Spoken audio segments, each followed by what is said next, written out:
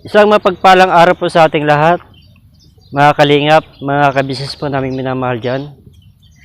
Sa bago pa lang po sa aking munting channel, baka pwede po pa-subscribe at saka pakipindot na rin po ang bell button notification para ma-notify po kayo sa mga bawat video na i-upload po natin.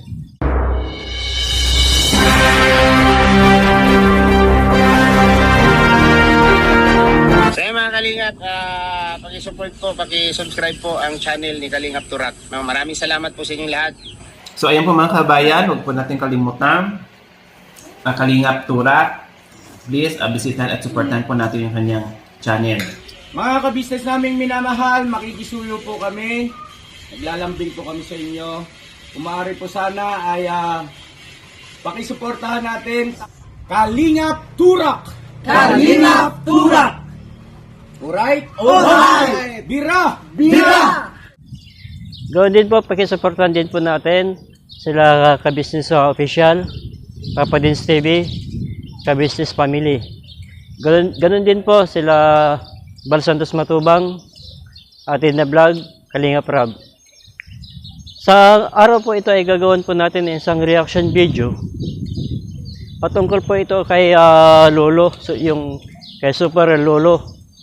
Ito po yung na-vlog po nila Intoy at saka nila Buknay po noon. Na noon nga po itong si Super Lolo ay siya pa po nagbibigay ng pera. Kasi nga po, itong si Intoy may hawak po silang camera. Siyempre iniisip po niya na sila po ay mga vlogger. Ngayon po ay gumawa po ng experiment video itong si Kabisnes. Kung ang ugali po niya ay ganoon din po, na kahit na off-cam tsaka on-cam, pares lang po ang ugali sana ni Super Lolo. Pero ito po ay labis ko rin po itong kinagulat dahil yun nga po, sinubukan po ni Kabisnes na siya po ay sukatin yung kanyang katangian sana sa pagtulong or kumbaga kilatisin niya, kilatisin ni Kabisnes kung talagang ang puso po ni Super Lolo ay nasa pagtulong din.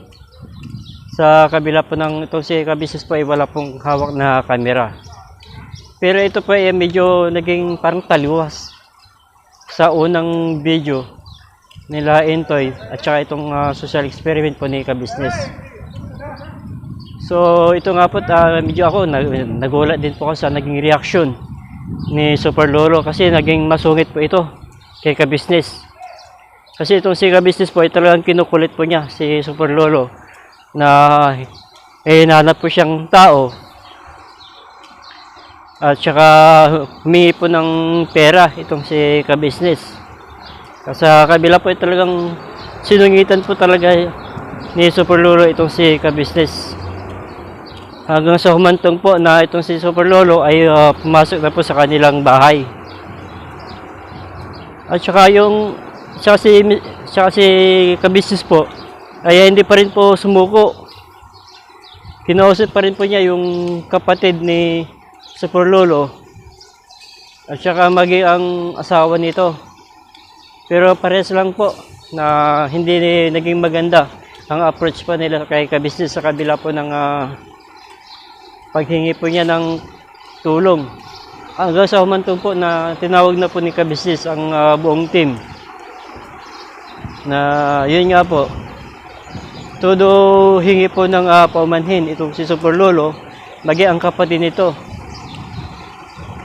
At saka sobrang hiya na rin po siguro nila noon.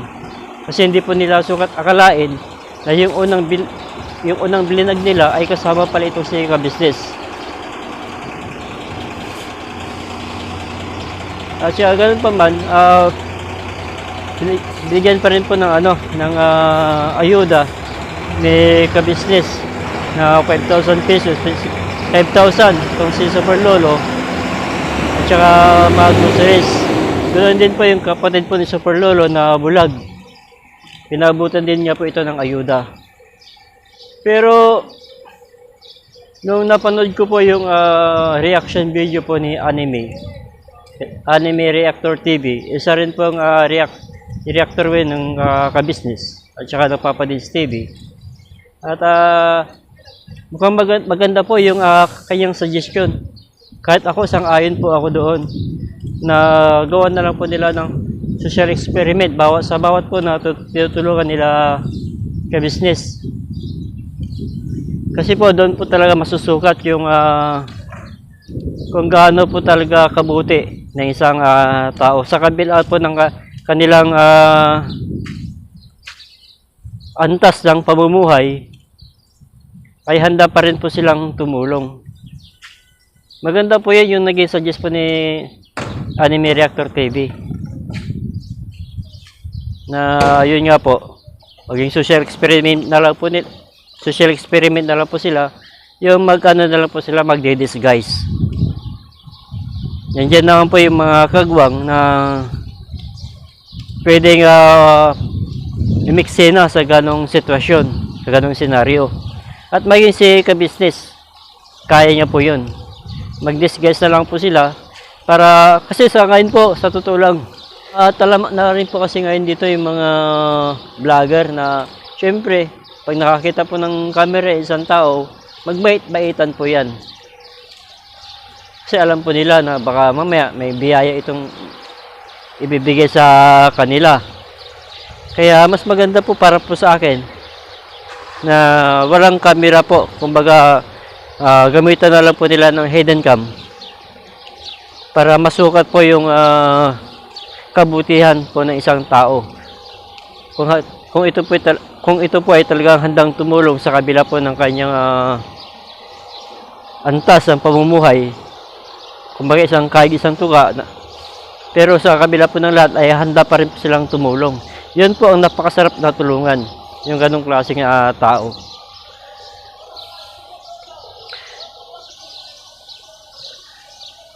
Sana po magawa po nila ito nila ka-business po. Kasi napakaganda po nito.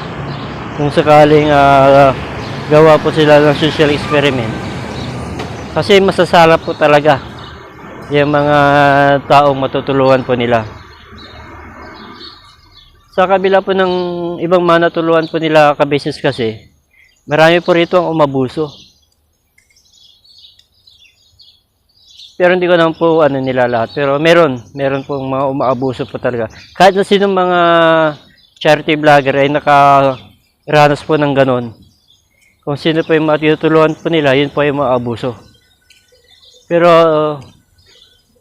mas maganda po talaga kung susukatin po nila yung laman po ng puso ng bawat tinutulungan.